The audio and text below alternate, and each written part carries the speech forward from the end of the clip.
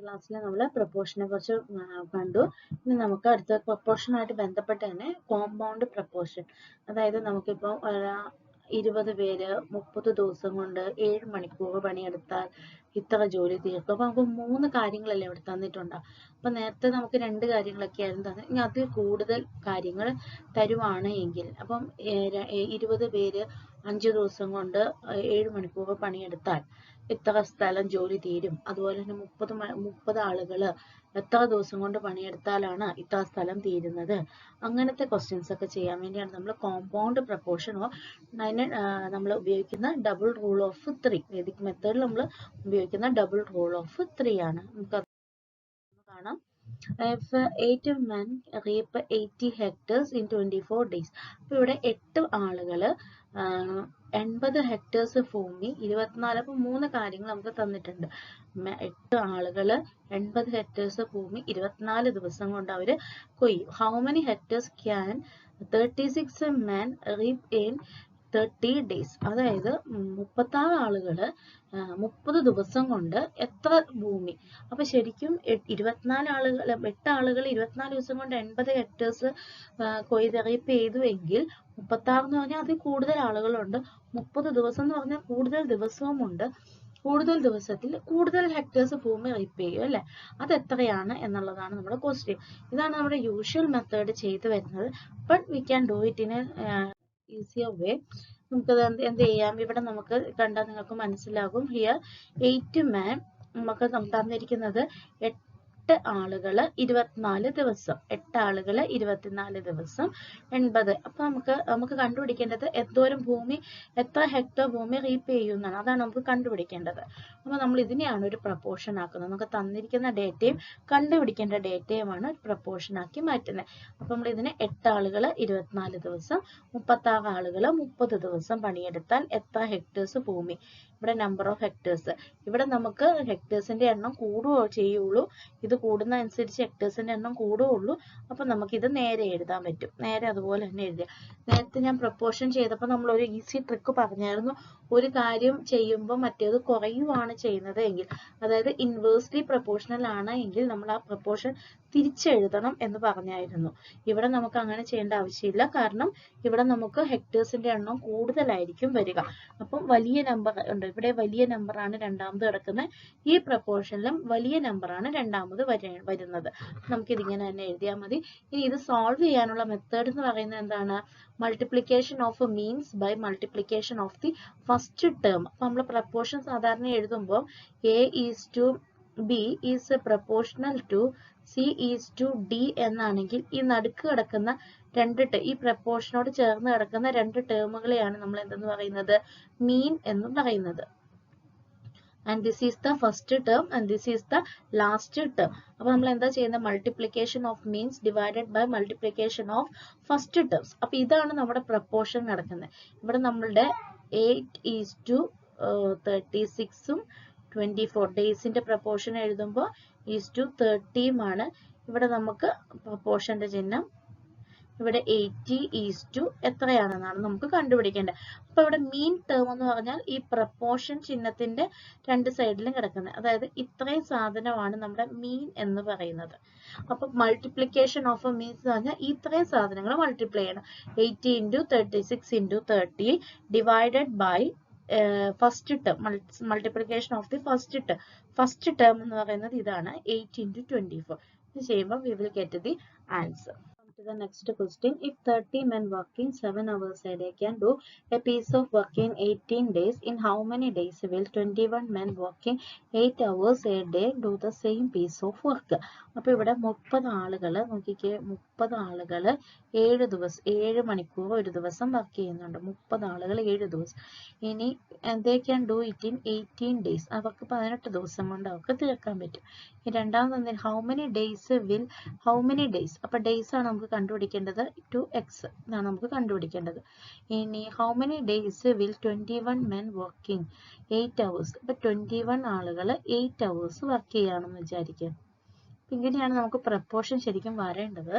നമ്മൾ എന്ത് ചെയ്യണം, ഇത് കൂടുതലാണോ, ഈ എഴുതിയിരിക്കുന്ന ക്വാണ്ടിറ്റിയേക്കാളും കൂടുതലാണോ ഇതെന്ന് ചെക്ക് ചെയ്ത് നോക്കണം. നമ്മളൊന്ന് അസ്യൂം ചെയ്യണം, ഇതിനേക്കാളും 18നേക്കാളും കൂടുതലാണോ നമുക്ക് കിട്ടുന്ന ഡേയ്സ് എന്ന് നോക്കുക. അപ്പം നമുക്ക് നോക്കിയാൽ 30 ആളുകൾ 7 മണിക്കൂർ പണിയെടുക്കുന്നു ഒരു ദിവസം. അപ്പോൾ 30 ആളുകൾ 7 മണിക്കൂർ പണിയെടുക്കുമ്പം 7 3 21 210 മണിക്കൂർ ഒരു ദിവസം അവർ ജോലി ചെയ്യുന്നുണ്ട്. അങ്ങനെ ജോലി ചെയ്തിട്ടാണ് അവർ 18 ദിവസം കൊണ്ട് തീർത്തത് ആ പണി. ഇനി 21 ആളുകൾ 8 മണിക്കൂർ ജോലി ചെയ്താൽ എത്ര മണിക്കൂർ കിട്ടും ഒരു ദിവസം? മീൻസ് മൊത്തം ടോട്ടൽ എത്ര മണിക്കൂർ എത്ര ഡേയ്സിന്റെ എഫക്റ്റ് വരും? 8 8 8 6 8 16 168 വരുന്നുള്ളൂ. അതായത് ഇവര് 210 മണിക്കൂറാണ് ഒരു ദിവസം അവരിൽ നിന്നുണ്ടാകുന്ന മണിക്കൂർ, ജോലി ചെയ്യുന്ന മണിക്കൂർ എല്ലാവരുടെയും കൂടെ കൂട്ടിട്ടോ. പക്ഷെ ഇവിടെ 8 മണിക്കൂർ ജോലി ചെയ്താലും എന്തേ വരുന്നുള്ളൂ? 168 ദിവസേ മണിക്കൂറേ പണിയുന്നുള്ളൂ. അതായത് ഇവര് 18 ദിവസം കൊണ്ട് ഇത്രയും മണിക്കൂർ ഒരു ദിവസം വെച്ച് പണിയെടുത്ത് 18 ദിവസം കൊണ്ട് തീർത്ത ജോലി ഇവര് 168 മണിക്കൂറേ പണിയെടുക്കുന്നുള്ളൂ എങ്കിൽ കൂടുതൽ ദിവസം വേണ്ടേ ഈ ജോലി ചെയ്ത് തീർക്കാനായിട്ട്? കൂടുതൽ ഡേയ്സ് വേണം, മോർ ഡേയ്സ് വേണം. ഇവർക്ക് കൂടുതൽ ദിവസം വേണം ചെയ്യാൻ. അതായത് ഈ എക്സ് ആയിരിക്കും 18നേക്കാളും വലുത്, ഈ സെക്കൻഡ് ക്വാണ്ടിറ്റി ആയിരിക്കും വലുത്. അങ്ങനെയാണെങ്കിൽ നമ്മൾ എന്ത് ചെയ്യണം എന്നാ പറഞ്ഞാൽ, ഇത് ഇൻവേഴ്സ് പ്രപ്പോർഷൻ ആയിട്ടാണ് വരുന്നത്. അപ്പൊ നമ്മൾ ഇതിനകത്തെ വലിയ ക്വാണ്ടിറ്റി, അതായത് 30 എന്നുള്ളതാണ് നമ്മുടെ വലിയ ക്വാണ്ടിറ്റി വരുന്നത്.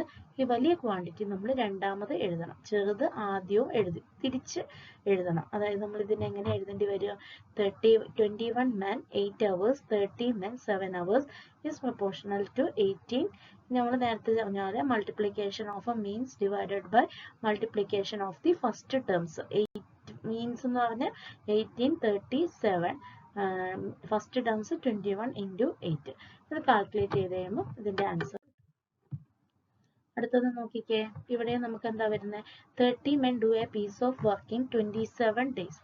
30 men do a work in 27 days.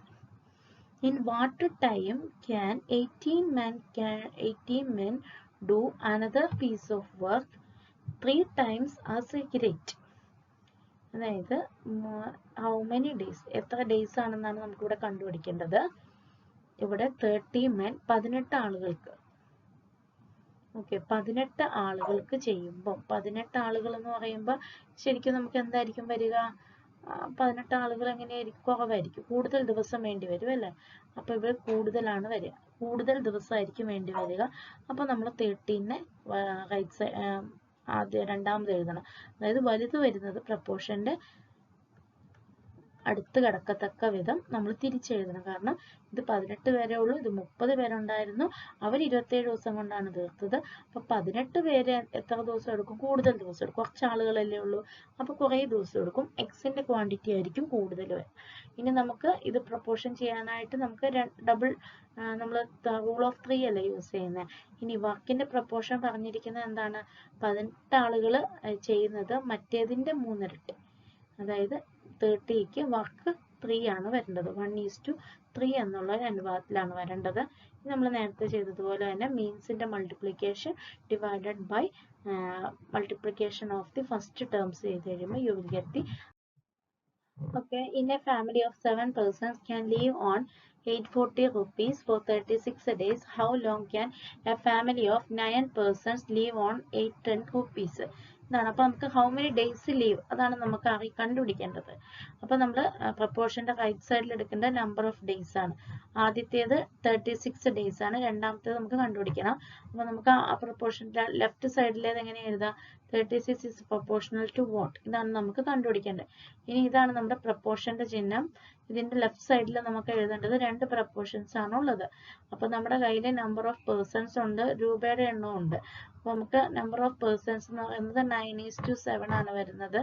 അതുപോലെ തന്നെ 9:7 അല്ലാതെ എഴുതേണ്ട, നമുക്ക് ആദ്യം ഇങ്ങനെ ചിന്തിക്കാം. ആദ്യം നമുക്ക് 7 വരും, പിന്നെ 9 ആളുകളുടെ ചോദിച്ചേക്കുന്നു, പിന്നെ ആദ്യത്തെ ആളുകൾ 840 രൂപയും രണ്ടാമത്തെ ആൾക്കാർ 810 രൂപയ്ക്കും എങ്ങനെ ജീവിക്കും, ഇതാണ് നമുക്ക് അറിയേണ്ടത്. ഇപ്പോഴത്തെ കാര്യം ഇവിടെ നോക്കിക്കേ, അതായത് 30ാം ദിവസം 7 ആളുകൾ 840 രൂപയ്ക്ക് 36 ദിവസം ജീവിച്ചു എന്നാണ് പറയുന്നത് ഒരു ഫാമിലിയിൽ. അപ്പൊ ആളുകളുടെ എണ്ണം കൂടുമ്പം ചെലവും കൂടും, അതുപോലെ തന്നെ ഇവിടെ എമൗണ്ടും കുറവാണ്. അപ്പൊ ഈ നമ്പർ ഓഫ് ഡേയ്സിന്റെ എണ്ണം എന്തായിരിക്കും? കുറവായിരിക്കും. അതായത് 36 ദിവസമൊന്നും ഈ പൈസയും കൊണ്ട് ജീവിക്കാൻ പറ്റില്ല, കാരണം ഇവിടെ ആളുകളുടെ എണ്ണം കൂടുതലുണ്ട്. അപ്പൊ നമുക്ക് ഇവിടെ കുറവായിരിക്കും കിട്ടാൻ പോകുന്നത്. റിക്വയർഡ് എക്സിന്റെ വാല്യൂ കുറവായിരിക്കും കിട്ടുന്നത്. എക്സിന്റെ വാല്യൂ കുറവായിരിക്കും നമുക്ക് കിട്ടും. ഇത് കുറവാണ് വരുന്നത് എങ്കിൽ ലെഫ്റ്റ് സൈഡിലുള്ള റേഷ്യോയിൽ നമ്മൾ എന്ത് ചെയ്യണം? കുറവുള്ള ഭാഗം രണ്ടാമത് എഴുതണം. അതായത് ഇവിടെ രണ്ടാമത്തെ റേഷ്യോ അല്ലേ കുറവ്, അപ്പൊ ഇവിടുത്തെയും രണ്ടാമത്തെ റേഷ്യോ ആയിരിക്കണം കുറവായിട്ട് വരണ്ടേ. അപ്പൊ നമ്മൾ ഇൻവേഴ്സ് പ്രപ്പോർഷൻ ആണെന്ന് മനസ്സിലാക്കി ഇതിനെ നമ്മൾ തിരിച്ചെഴുതണം. സോ 9:7 എന്നും ഇവിടെ നമുക്ക് 840:810 എന്നും ആക്കണം. ഓക്കെ, 840:810 എന്നും ആക്കണം. അപ്പൊ and which is proportional to 36:2 ഇതാണ് നമുക്ക് കണ്ടുപിടിക്കേണ്ടത്. So we will find the answer by multiplication of the means. 7 into 36 into 810 divided by 9 into 840. First terms ചെയ്ത് കഴിയുമ്പോൾ നമുക്ക് ആൻസർ കിട്ടും. So now move on to the next problem. If 1000 copies of a book of 13 sheets requires 36 reams of paper, how much paper is required for 5000 copies of a book of 17 sheets? Same problem തന്നെ. ബുക്കിന്റെ എണ്ണം ഉണ്ട്, ഷീറ്റുകളുടെ എണ്ണം ഉണ്ട്. നമുക്ക് കണ്ടുപിടിക്കേണ്ടത് എത്ര reams of paper വേണം.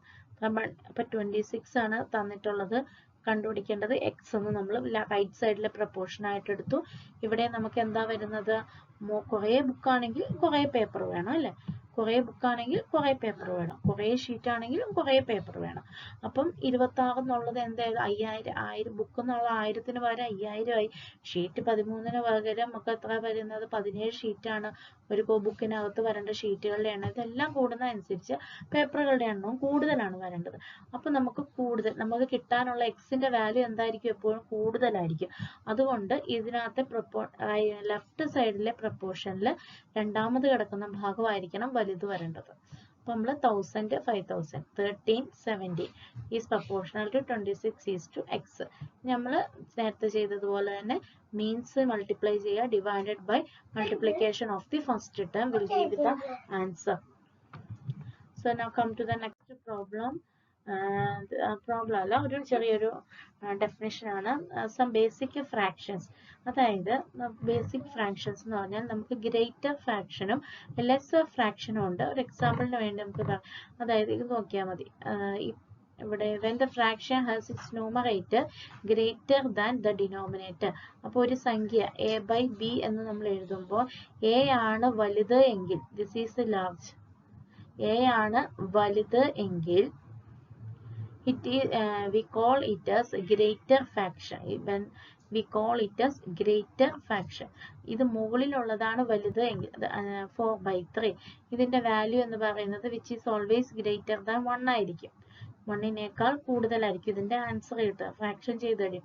ഇനി എയുടെ വാല്യൂ ചെറുതാണെന്ന് വിചാരിക്കുക, a/b a ലെസ് ആണ് എങ്കിൽ ഇതിന്റെ വാല്യൂ കിട്ടുന്നത് എപ്പോഴും ലെസ് ദാൻ 1 ആയിരിക്കും. അതായത് ഇപ്പോൾ 5/8 5 എന്ന് പറയുന്നത് ചെറുതാണ്. അപ്പൊ 5 ഡിവൈഡഡ് ബൈ 8 ചെയ്യുമ്പോൾ നിങ്ങൾക്ക് പോയിന്റ് ഇട്ടിട്ട് സംതിങ് ആയിരിക്കും കിട്ടുക. This is always less than 1 ആയിരിക്കും. മുകളിൽ ഫ്രാക്ഷന്റെ മുകളിൽ ചെറുതാണ് എങ്കിൽ ദാറ്റ് ഈസ് ലെസ് ദാൻ 1 ആയിരിക്കും അത് വരുന്നത്. ഡിവൈഡ് ചെയ്ത് കഴിയുമ്പോൾ കിട്ടുന്നത് and that fractions are called less fractions.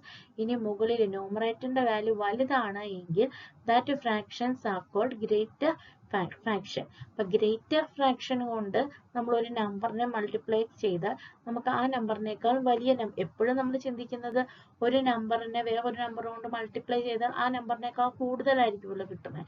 അപ്പൊ ഫ്രാക്ഷൻസ് ഉപയോഗിച്ച് മൾട്ടിപ്ലൈ ചെയ്യുമ്പോൾ എന്താണ് പ്രത്യേകത? ഗ്രേറ്റർ ഫ്രാക്ഷൻ കൊണ്ടാണ് മൾട്ടിപ്ലൈ ചെയ്യുന്നത് എങ്കിൽ ആ നമ്പറിനേക്കാൾ വലിയ നമ്പർ ആയിരിക്കും നമുക്ക് കിട്ടുക. ഇവിടെ നമുക്ക് 15 is multiplied by 4/3. 4/3 എന്ന് പറയുന്നത് ഗ്രേറ്റർ ഫ്രാക്ഷൻ ആണ്. അതിനെ നമുക്ക് ചെയ്ത് കഴിയുമ്പോൾ we get 20. 15നേക്കാളും വലിയൊരു നമ്പറാണ് കിട്ടിയത്. ഇനി അതുപോലെ തന്നെ ഒരു ലെസ് നമ്പർ വെച്ച് ലെസ് ഫ്രാക്ഷൻ 15നെ 3/5. 3 എന്ന് പറയുന്നത് ചെറുതാണ്. So this is a less fraction ആണ്. ലെസ് ഫ്രാക്ഷൻ കൊണ്ട് മൾട്ടിപ്ലൈ ചെയ്ത് കഴിയും ലെസ് ദാൻ 1 ആണ്. ചെയ്ത് കഴിയുമ്പോൾ നമുക്ക് കിട്ടുന്നത് എത്രയാ? 9 ആണ്, വിച്ച് ഈസ് ലെസ് ദാൻ 15 ആണ്. അപ്പൊ ലെസ് ഫ്രാക്ഷൻ കൊണ്ട് ഒരു നമ്പറിനെ മൾട്ടിപ്ലൈ ചെയ്താൽ ആ നമ്പറിനേക്കാൾ കുറവ് നമ്പർ ആയിരിക്കും കിട്ടുക. ആ ഗ്രേറ്റർ ഫ്രാക്ഷൻ കൊണ്ട് മൾട്ടിപ്ലൈ ചെയ്താൽ അതിനേക്കാൾ കൂടുതൽ നമ്പർ നമുക്ക് കിട്ടും. For example, in a given period, 9 persons can make 108 toys.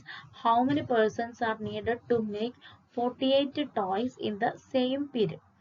അതായത് 9 persons can make 108 toys.